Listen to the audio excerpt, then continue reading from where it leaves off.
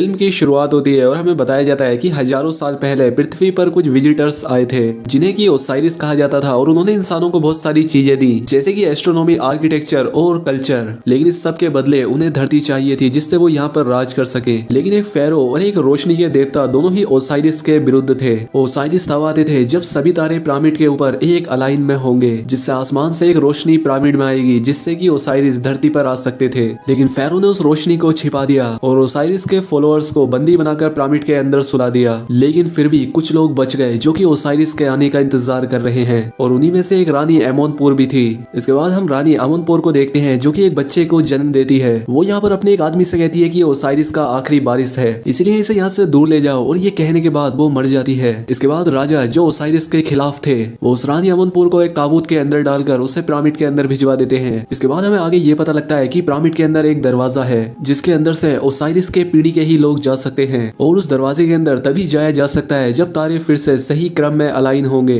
लेकिन राजा ने वहां पर एक ताला लगवा दिया जिसकी चाबी का नाम की ऑफ हेवन है, और अगर ओसाइरिस वापस आए तो सारी दुनिया बर्बाद हो जाएगी। सिर्फ ओसाइरिस की पूजा करने वाले ही जिंदा रहेंगे जिन्हें की भगवान का दर्जा दिया जाएगा, और उस पीढ़ी का जो आखिरी इंसान है उसका अभी तक कुछ पता नहीं है। अब सब्सक्राइब कीजिए ऑल मूवी एक्सप्लेन चैनल को और बेल आइकन को दबाना कभी मत भूलिए। इस सीन में हम कुछ आर्कियोलॉजिस्ट को देखते हैं जो कि इसी की खोज करने के लिए आए थे। अब उन्हीं में से मैक्स स्टोटन अपने असिस्टेंट से कहता है कि 7 दिन के बाद तारे फिर से सही क्रम में आने वाले हैं और हमें किसी तरह से भी की ऑफ हेवन को ढूंढना होगा। और तभी उसे एक फोन आता है जिस पर वो बात करने लगता है, और तभी वहाँ एक आदमी आकर उसकी एक छड़ी जो कि गाड़ी पर रखी थी उसे लेकर भाग जाता है। वहीं पर हम एक आदमी को देखते हैं जिससे वो आदमी मास्टर स्टोन की वो छड़ी लाकर देता है। जिसके बाद पीटर एक पुरानी चीजों की दुकान पर आता है। वो यहाँ पर दुकानदार को पैसे देते हुए कहता है कि मुझे वो चाबी दे दो। जिसके बाद दुकानदार उसे अपने लॉकर से वो चाबी निकाल कर देता है। लेकिन पीटर उस आदमी को मैसन स्टोन की उस छड़ी से जिसमें से ये एक तलवार बाहर आती थी उससे वो उसे मार देता है और चाबी और पैसे उठाकर वहां से चला जाता है।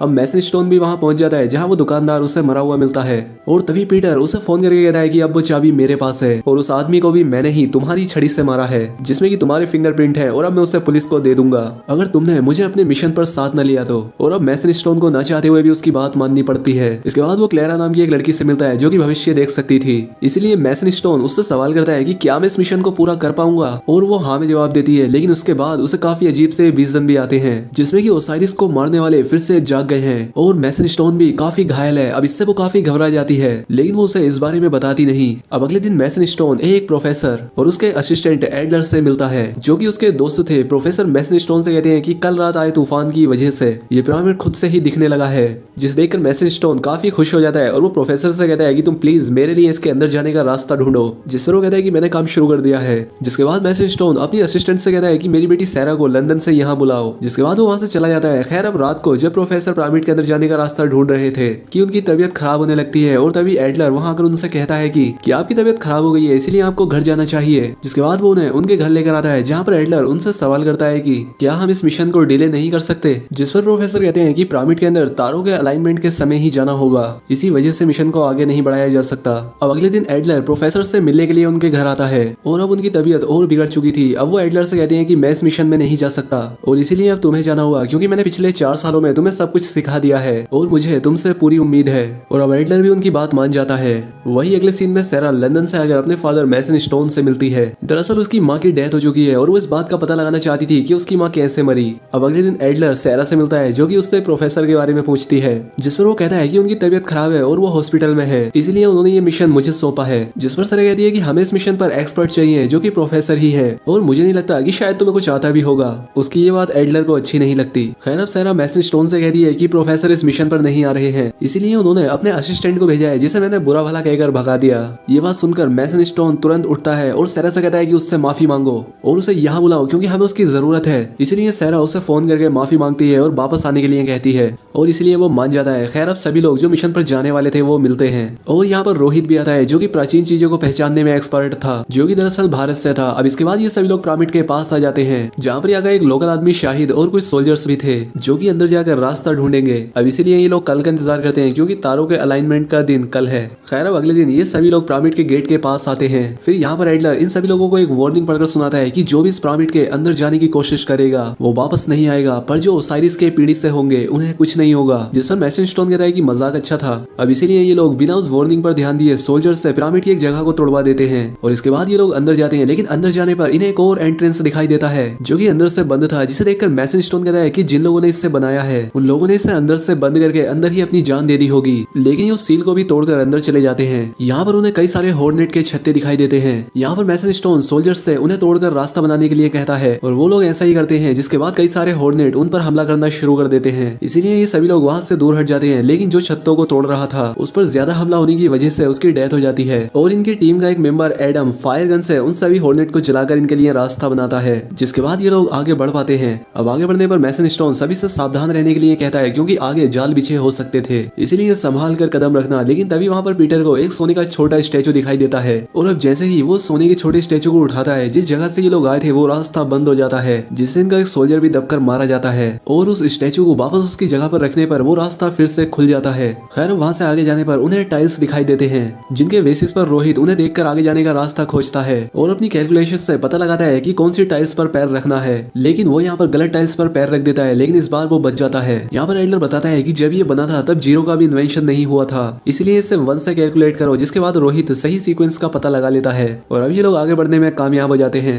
अब आगे आने के बाद इन्हें एक बड़ा सा पत्थर दिखाई देता है जिस पर एंशिएंट लैंग्वेज में कुछ लिखा था। रोहित और एडलर इसे समझने की कोशिश करते हैं। एडलर कहता है कि जरूर इसके पीछे कोई रास्ता है और उस पत्थर को हटाते ही इन लोगों को सच में एक रास्ता दिखाई देता है, जिसके अंदर आने पर वो देखते हैं कि वो जगह काफी खूबसूरत है और यहाँ पर रानी एमोनपुर का वो ताबूत भी रखा था। लेकिन यहाँ पर बेवकूफ मैसन स्टोन उस ताबूत को खोलकर रानी मैसन स्टोन की मम्मी को निकालकर बाहर फेंक देता है। ये देखकर सब हैरान हो जाते हैं, जिस पर मैसन स्टोन कहता है कि मुझे रानी एमोनपुर की कोई जरूरत नहीं है, मुझे ओसाइरिस का टेम्पल चाहिए जो कि पिरामिड के भूल भुलैया के अंदर कहीं पर है। इसके बाद वो पीटर से की ऑफ हेवन मांगता है और इसके बाद उस चाबी को उस ताबूत में लगाता है, जिससे वहाँ पर एक रास्ता बन जाता है, जिससे ये लोग आगे जाने लगते हैं। लेकिन सैरा को यहाँ पर डर लग रहा था, जिस पर एडलर उसे समझाता है, जिसके बाद सैरा आगे बढ़ने के लिए तैयार हो जाती है। मैसन स्टोन अब पीटर को सबसे आखिर में रहने के लिए कहता है ताकि वो फिर से कोई गलती न कर दे। लेकिन पीटर इस बात से गुस्सा होकर सबसे आगे बढ़ जाता है और आगे बढ़ते ही उसका पैर एक पत्थर पर पड़ जाता है, जिससे वहाँ का रास्ता सील हो जाता है और अब ये सभी लोग 3 ग्रुप्स में बढ़ जाते हैं। अब रोहित, शाहिद और एक सोल्जर नीचे उतर ही रहे होते हैं कि तभी एक अनजान चीज उस सोल्जर को ढकेल देती है, जिससे कि वो नीचे गिर जाता है। वहीं दूसरी तरफ एडलर भी एक सीक्रेट रास्ता ढूंढ लेता है, जिसके बाद वो सैरा और क्लेरा उस रास्ते से आगे बढ़ने लगते हैं और यहाँ आगे बढ़ने पर उन्हें उसी सोल्जर की बॉडी दिखाई देती है। अब देखते देखते बाकी लोग भी यहाँ पर पहुंच जाते हैं और अब आगे बढ़ते बढ़ते ये लोग एक ऐसी जगह पर पहुंच जाते हैं जहाँ पर की सभी ओसाइरिस को मारने वालों को रखा गया था, जो कि यहाँ पर ममीफाइड होकर खड़े थे। क्लैरा यहाँ पर अब उन्हें एक खास जानकारी बताती है